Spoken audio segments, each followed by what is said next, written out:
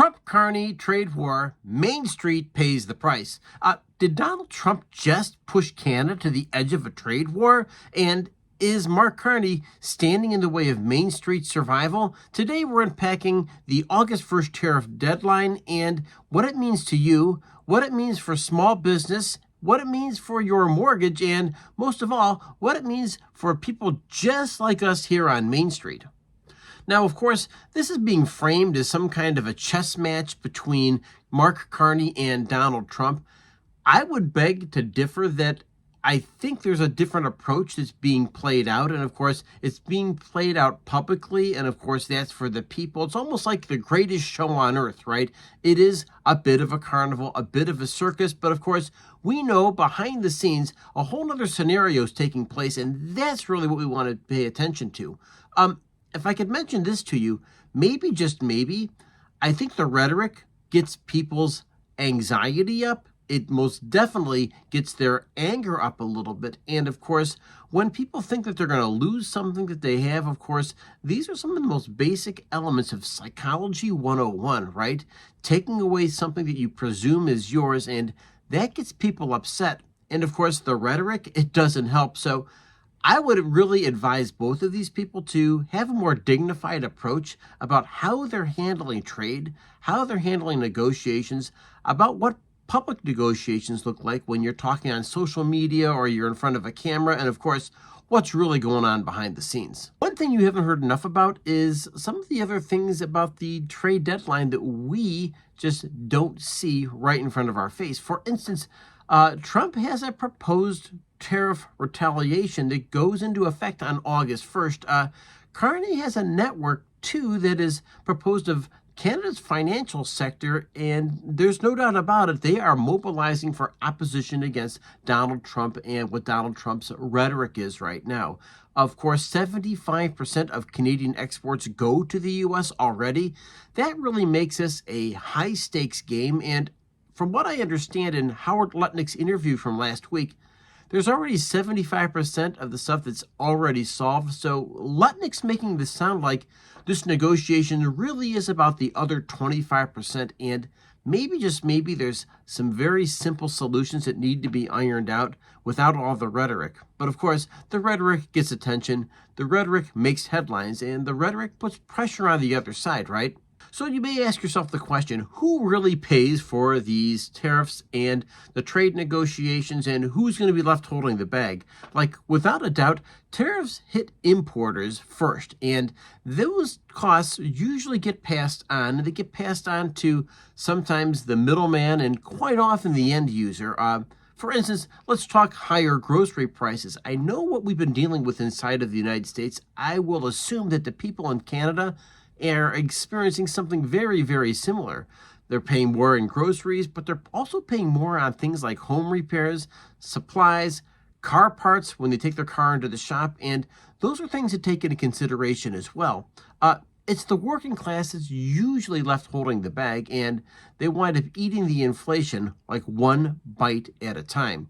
Small businesses feel squeezed, whether it's the pizza shop, whether it's the restaurant, whether it's a small clothing boutique, but you get the picture. Everybody's feeling a little bit of a squeeze and a little bit of a pinch, and we want to make sure we know that there is a trickle-down effect from these government decisions. So, like, without a doubt, there is a power play going on, and we're throwing this out there to you because maybe you see some of the trends, and part of it, of course, is the public negotiations we've spoken about before. We can call this economic populism, right? Saying that I'm the guy who's fighting for your needs, your rights, for your wallet, and just follow me because I've got the plan. And of course, there's Carney, on the other hand, who plays a little bit more of like the technocrat, right? He is super intelligent, and he has a very global vision about how the world's supposed to operate. And folks, make no question about it. This comes down to the US dollar, it comes down to the euro, it comes down to things that we don't quite see. I want to remind you that the policymakers and Wall Street is generally 4 to 5 steps ahead of all of us. They're creating a huge dust storm, and by the time we see the dust clearing, we start saying, oh, this is what it was really about. Trump tends to frame these tariffs as fighting for the American workers. Carney's reputation as a former Bank of England governor and a WEF speaker, he puts himself in the framework of working out bigger deals with bigger people in a bigger financial system beyond the United States. And if you're an American, that bothers you quite a bit. So the big question is, how does it come down and affect people like us right on Main Street? And what it really means to us is if you're over 45 and you own a business, these trade shifts impact your costs, your customers, and your confidence. Like, wasn't that long ago, one of the people wrote into me and said, listen, I'm a struggling newspaper publisher. I have a paper here inside of the United States.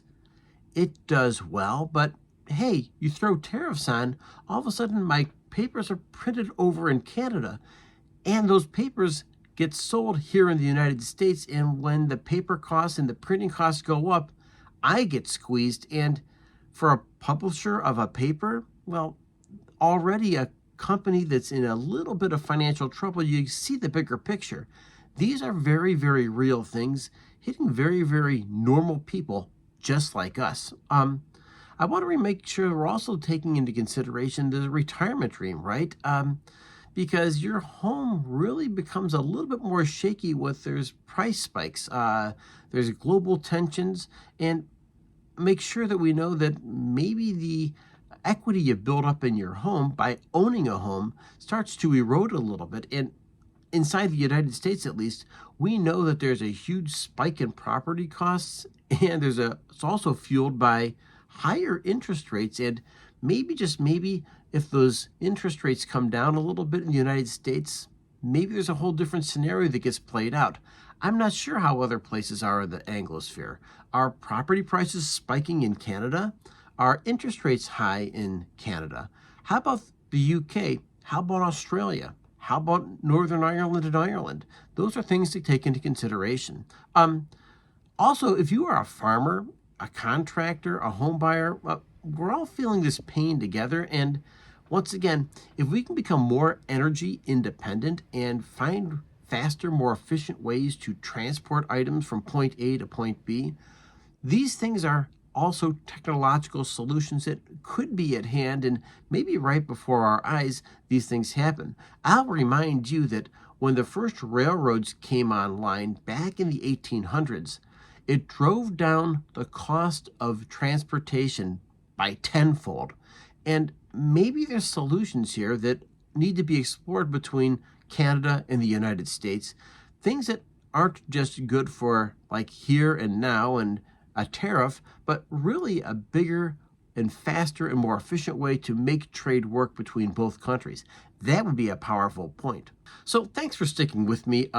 If this story hits home, give it a like. And if you want to protect what you've built, your business, your savings, your legacy, you're in the right place, because this is where DC politics, Wall Street economics hit Main Street. And make sure you are liked and subscribed. And folks, I want to remind you that the biggest battle you fight is the one between your ears.